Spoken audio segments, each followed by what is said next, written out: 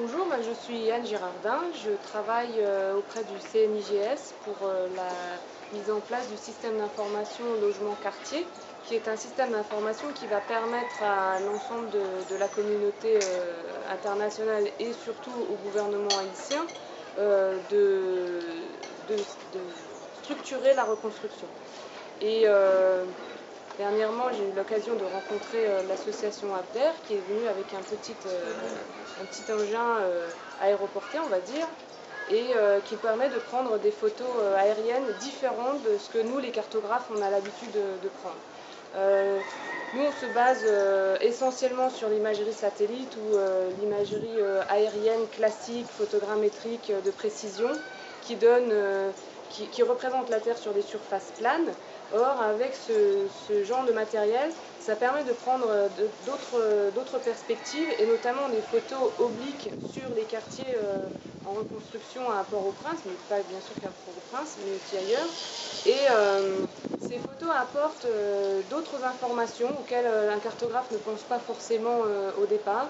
C'est-à-dire que ces photos, on est capable de voir la structure des bâtiments sur leur façade, par exemple, aussi l'état des corridors, des petits escaliers qui passent de manière très étroite entre les bâtiments dans des quartiers aussi denses.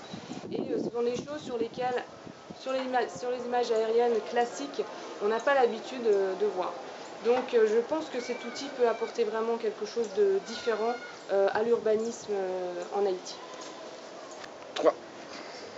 Donc je pense que ce genre d'outil à l'heure actuelle en Haïti peut être vraiment utile pour la planification stratégique, puisqu'elle apporte des informations quand même vraiment différentes par rapport à ce qu'on a vu jusque-là. Non seulement pour la planification stratégique, ce genre de ballon peut être utilisé aussi pour tout un tas d'autres raisons, au niveau de l'agriculture par exemple, qui pourrait très bien prendre des photos en plein milieu de la pampa pour pouvoir contrôler un petit peu l'avancement des travaux agricoles. Au niveau de manifestations, par exemple, le contrôle de manifestations, si jamais on a une manifestation en plein Port-au-Prince, pouvoir prendre une photo de la manifestation et pouvoir voir l'évolution des foules, par exemple. Je pense à plein d'autres applications comme ça où le ballon pourrait être utile.